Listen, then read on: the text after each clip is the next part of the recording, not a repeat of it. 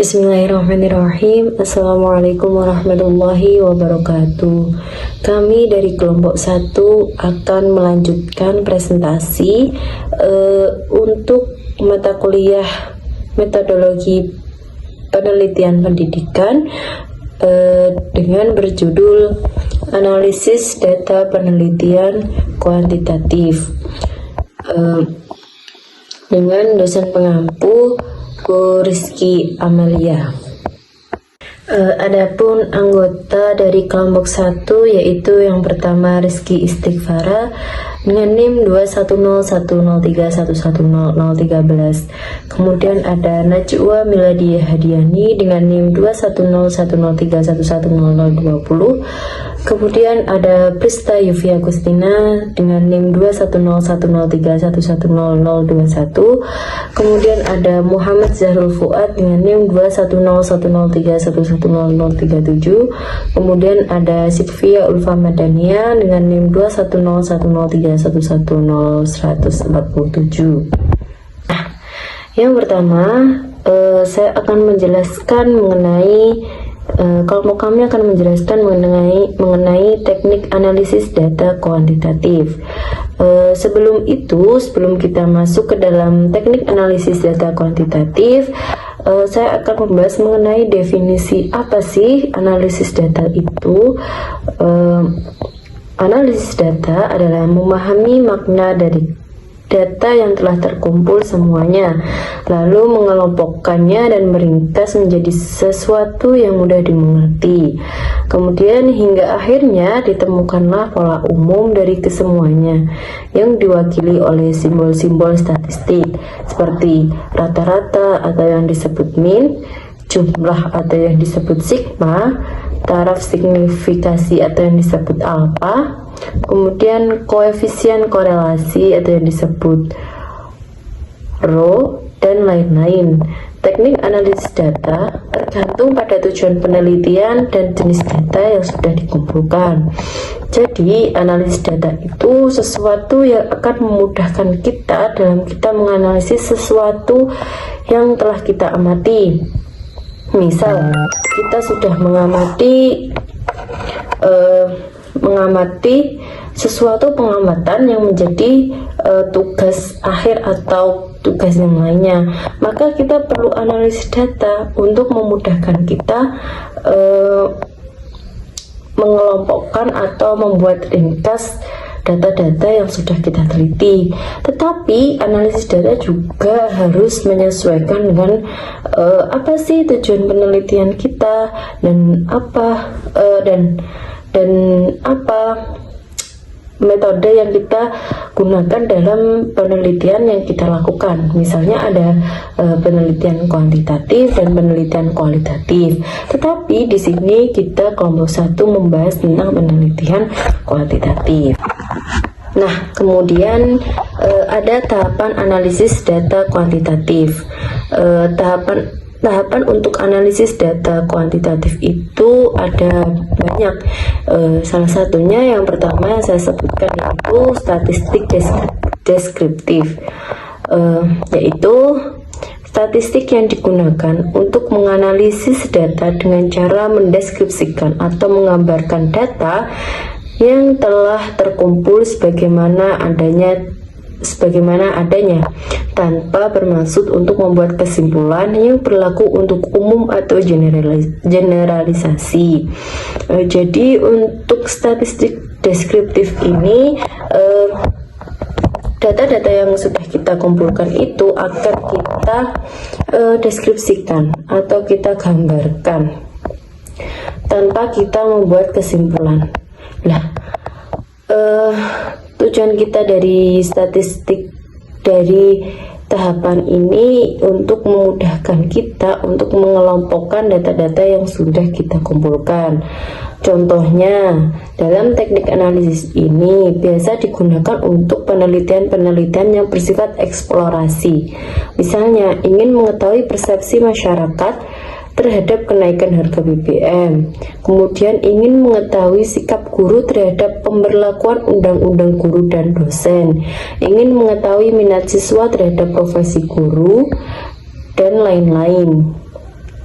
Penelitian jenis ini biasanya hanya mencoba untuk mengungkap dan mendeskripsikan hasil penelitiannya. Biasanya teknik statistik yang digunakan adalah statistik deskriptif.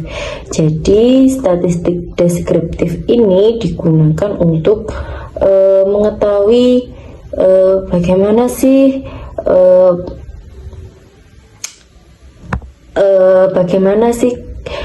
untuk pandangan-pandangan masyarakat dalam contoh-contoh tadi yang kita sebutkan itu, bagaimana masyarakat untuk menggambarkannya, bagaimana persepsi orang untuk menggambarkannya dalam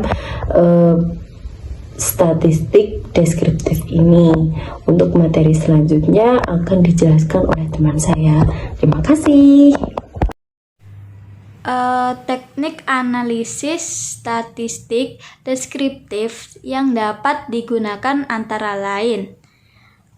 Metode statistik deskriptif ini terdiri dari yang pertama yaitu MEAN, yaitu menghitung rata-rata numerik dari sekumpulan nilai. Yang kedua yaitu median, mendapatkan titik tengah dari sekumpulan angka yang tersusun dalam urutan numerik. Yang ketiga yaitu frekuensi, menunjukkan beberapa kali nilai ditemukan. Yang keempat yaitu mode atau metode untuk menemukan nilai yang paling sering muncul dalam kumpulan nilai. Yang kelima yaitu range, menunjukkan nilai tertinggi dan juga terendah. Yang keenam yaitu standar deviasi, menunjukkan sedekat apa semua angka dengan MEAN. Yang ketujuh yaitu skewness, menunjukkan kesimetrisan tentang angka atau pengelompokan menjadi bentuk kurva dengan bisa berada di tengah grafik condong ke kiri atau ke kanan. Yang kedua yaitu metode deskriptif, dapat dibagi menjadi dua metode, yaitu metode korelasional, yaitu menguraikan hubungan atau pengaruh antar variabel. Yang kedua yaitu metode komparasi, yaitu membandingkan dua atau lebih variabel yang terlibat dalam penelitian. Tahapan analisis data kuantitatif. Statistik inferensial merupakan upaya untuk mengadakan penarikan kesimpulan dan membuat keputusan berdasarkan analisis yang telah digunakan. Biasanya analisis ini mengambil sampel tertentu dari sebuah populasi yang jumlahnya banyak, dan hasil analisis tersebut terhadap sampel digeneralisasikan terhadap populasi. Oleh karena itu, statistik inferensial ini juga disebut dengan istilah statistik induktif. Materi selanjutnya ialah mengenai hal-hal yang ada dalam metode inferensial atau statistik inferensial. Jadi secara umum metode inferensial itu meliputi yang pertama ialah UJT, yakni metode untuk membuat perbandingan rata-rata antara dua kelompok dan mengetahui perbedaan satu sama lain. Jadi UJT ini digunakan untuk membandingkan antara dua kelompok. Yang selanjutnya ialah ANOVA. ANOVA merupakan analisis statistik yang digunakan untuk mengetahui sejauh mana dua kelompok atau lebih tadi yang berbeda satu sama lain. Jadi ANOVA ini digunakan untuk mengetahui sejauh mana dari dua kelompok tadi. Yang selanjutnya ialah analisis regresi. Analisis regresi ialah metode pengolahan dan analisis data kuantitatif untuk menemukan sejauh mana variabel independen tertentu yang mempengaruhi variabel dependen. Ya, caranya dengan menentukan variabel dependen yang ada dalam hipotesis yang dipengaruhi oleh satu atau beberapa variabel independen. Adapun variabel dependen itu sendiri ialah faktor utama yang coba untuk dipahami atau diprediksi, seperti contoh kepuasan penonton dalam suatu konser. Adapun variabel independen yaitu faktor yang dihipotesiskan yang berdampak pada variabel dependen. Contoh seperti konsep dari suatu konser, durasi konser, fasilitas, ataupun biaya tiket dari konser tersebut.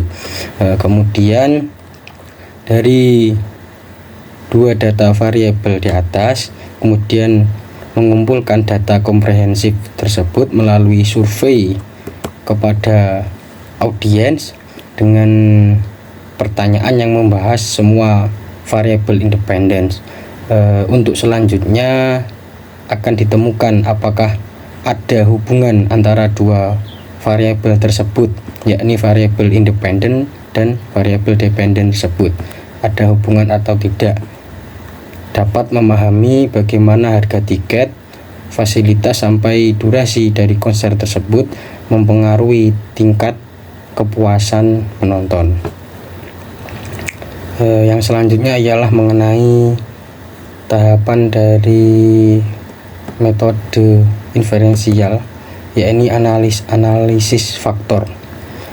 Analisis faktor atau analisis multivariat merupakan teknik mereduksi sejumlah besar variabel atau hubungan yang saling berkorelasi menjadi sejumlah kecil faktor. Tujuannya ialah untuk menyederhanakan kumpulan data dan dengan menjadi lebih kecil dan mudah dikelola, dan pada akhirnya akan memudahkan kita atau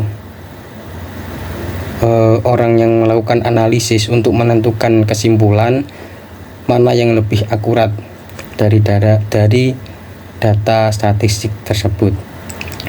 Dalam prosesnya juga membantu kita atau orang yang melakukan analisis untuk menentukan variabel mana yang cukup berkorelasi dan mana yang berbeda secara signifikan.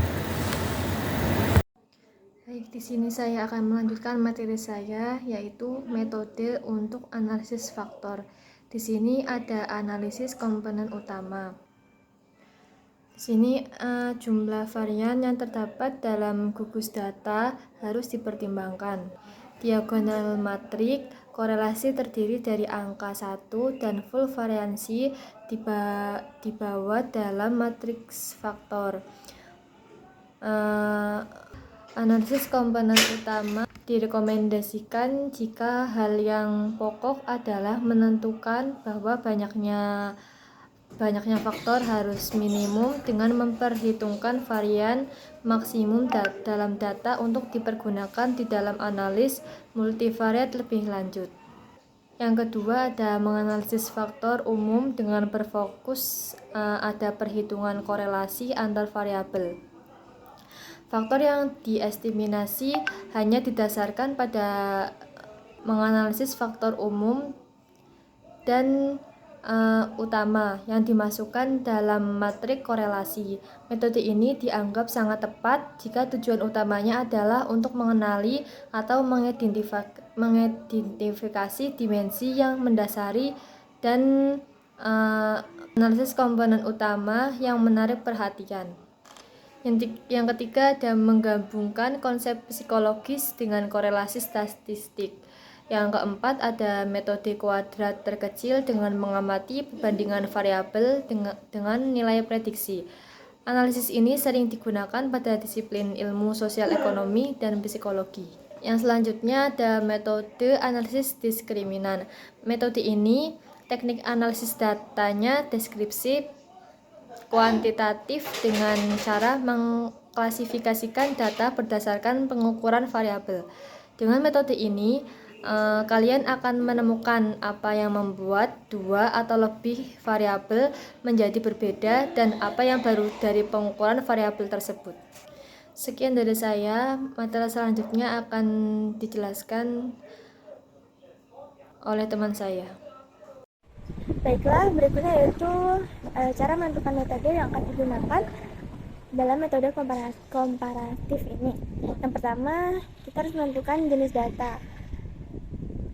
Untuk menentukannya ada 4 jenis data kuantitatif, yaitu data nominal, ordinal, rasio, dan interval. Data nominal dan ordinal ini adalah data kategorikal, dan sedangkan rasio dan interval ini adalah data numerik.